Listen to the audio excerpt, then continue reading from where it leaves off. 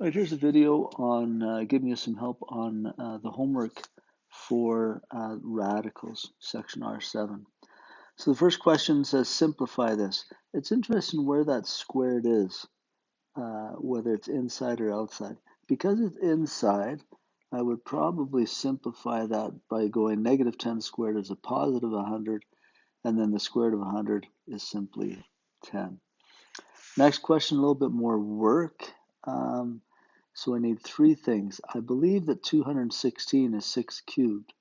So I could rewrite this as the cube root of negative 6 cubed and x cubed. And so this is a group of 3. That's what I'm looking for, a group of 3. So I can bring a negative 6 out of the radical. Here's another group of 3, so I can bring 1x out, and nothing gets left inside. So that would be an answer for that one. Next question, you're asked to simplify this. You can simplify it a lot of different ways. I'll show you a couple of different ways.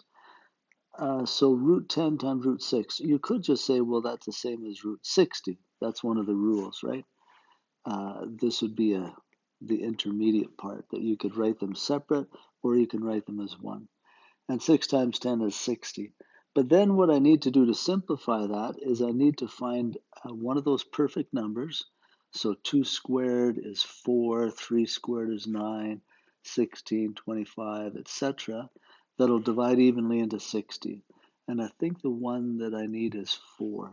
So I can rewrite that as the square root of 4 times 15, which is the same thing as the square root of 4 times the square root of 15, and the square root of 4 is 2.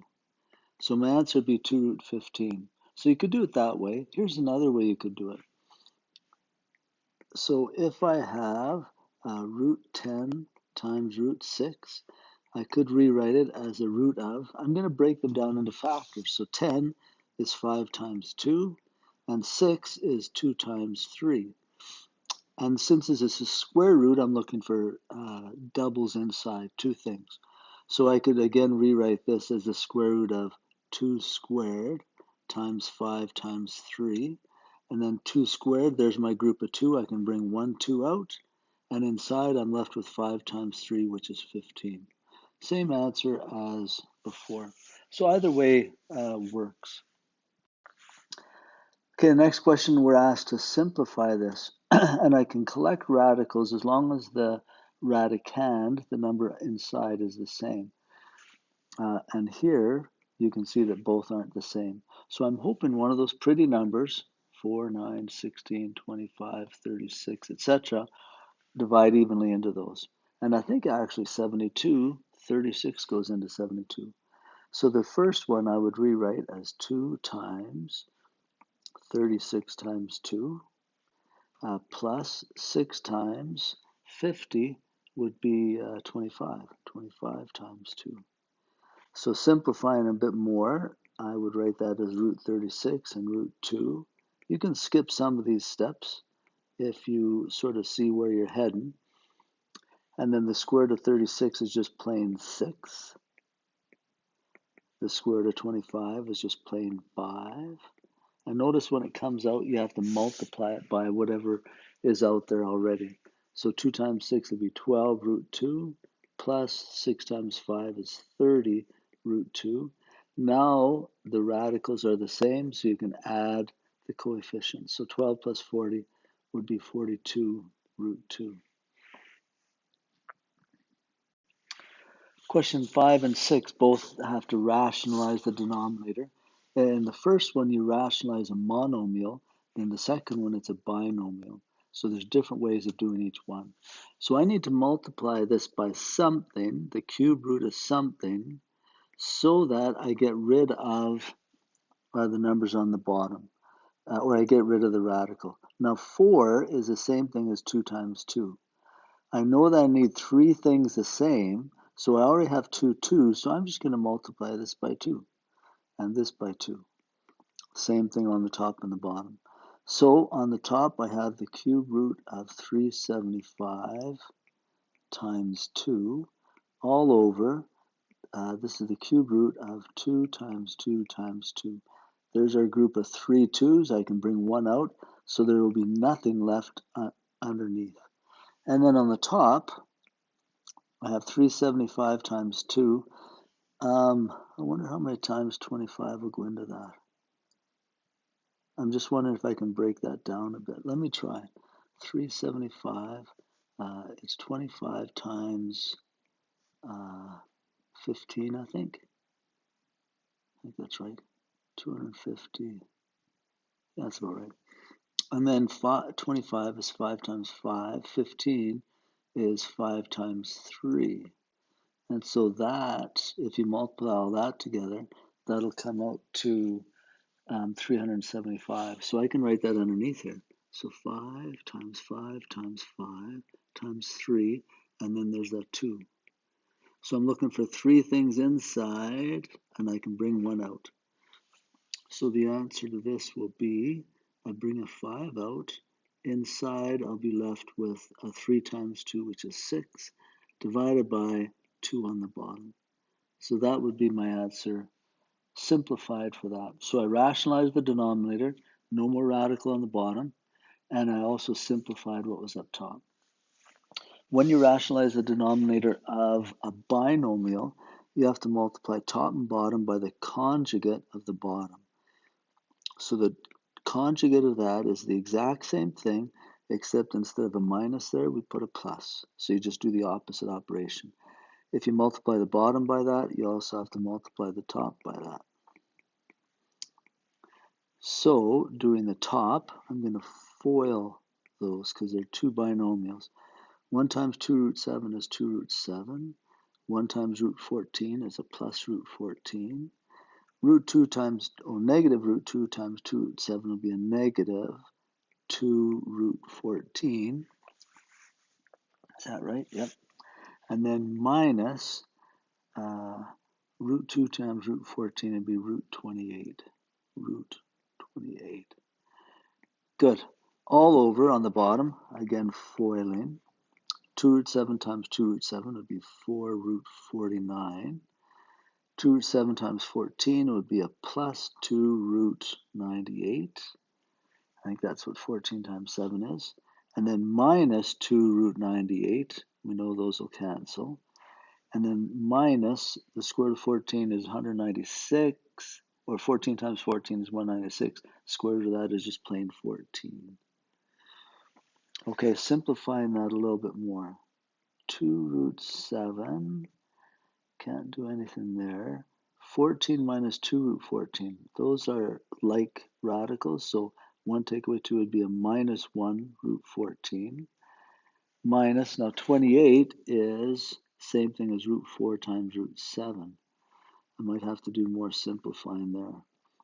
On the bottom, square root of 49 is 7, and 7 times 4 is 28, so that would be a 28 minus 14. Okay, let's keep going.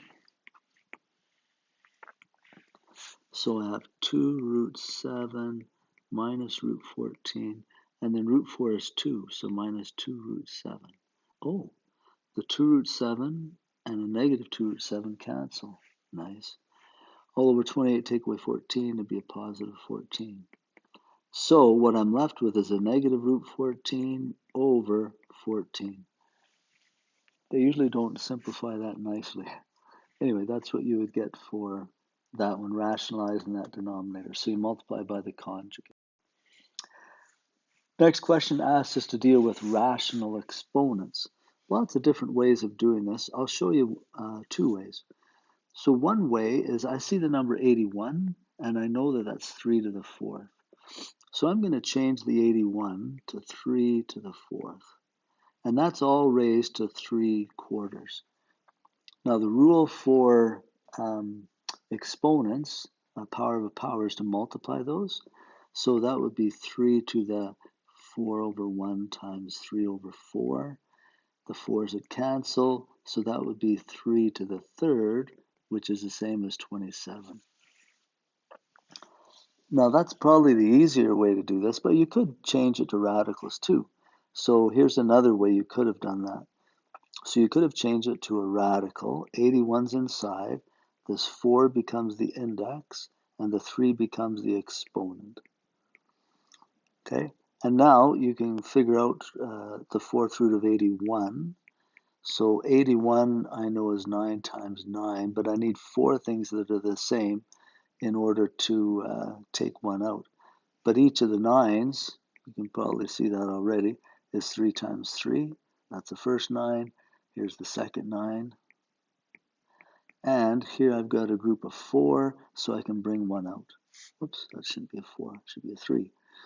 So if I bring 1 and 3 out, I have a 3 outside, and there'll be nothing left inside the radical. And so it'll just be 3 cubed, which we've seen already is equal to 27. So either way of simplifying that is good. All right, here's another one. I have a negative exponent. The first thing I would do to this is make it positive. So it's 1 over 8 to the positive 5 over 3. Then I can change it to a radical. So it'd be the cube root of 8 to the 5th. Again, I'm hoping I can simplify that. 8 is 2 times 2 times 2. I see where this is going. So cube root of 2 times 2 times 2 to the 5th. So here's a group of 3. I'm looking for groups of 3. I can bring 1, 2 out, and there'll be nothing left inside. So it'll be 2, and don't forget that exponent. And then lastly, 2 to the 5th is 32. So that would be my simplification of that one. Last 2 questions deal with Pythagoras that, as we've seen before, include some radicals. First one says find the third length of the right triangle. So they want this side, and that's the hypotenuse. So Pythagoras says this. So I'm looking for C. A is 2. B is 2. I guess I didn't put letters in for everything. A, B, and C. Okay, so C squared is equal to 4 plus 4, or C squared is equal to 8. Now I can use the square root principle. So I'll square root this side. I can do that as long as I square root that side. These cancel, gives me a C is equal to, okay, so it should be, now I should have probably put a plus or minus here, but a plus or minus in this case doesn't make a whole lot of sense because I'm dealing with the length of a triangle. So I could put a plus or minus there, but really it's just positive. So C is equal to the square root of 8. Now 8, again, I can simplify because that's the same as the square root of 4 and times the square root of 2, and the square root of 4 is 2. So the length of that side should be 2 root 2. If they ask for an exact answer, that's what they're looking for. So it's 2 root 2. If you ask for an integer, then you just have to figure out what 2 root 2 is on a calculator. Let me do that. I figured 2.83. So this would be 2.83. Okay, in the question below it says A is 16, that's this one, and C is 34. Oh, different question. And they want to know what that side is. So again, I've got C squared is equal to A squared plus B squared. So C is 34, A is 16 plus B squared. So then 34 squared, let me figure that out. Okay, I got 1156 is equal to 16 squared is 256 plus B squared. Subtract 256 from each side. I think that comes out bang on to 900 is equal to B squared. Then we'll use our square root principle. Square root, cancel, so you get B is equal to square root of 900, I think it's 30. Since we're dealing with the length of a side, I'll probably stick with positive 30. So my answer is 30. Hopefully that helps you out as you go through the homework for this section.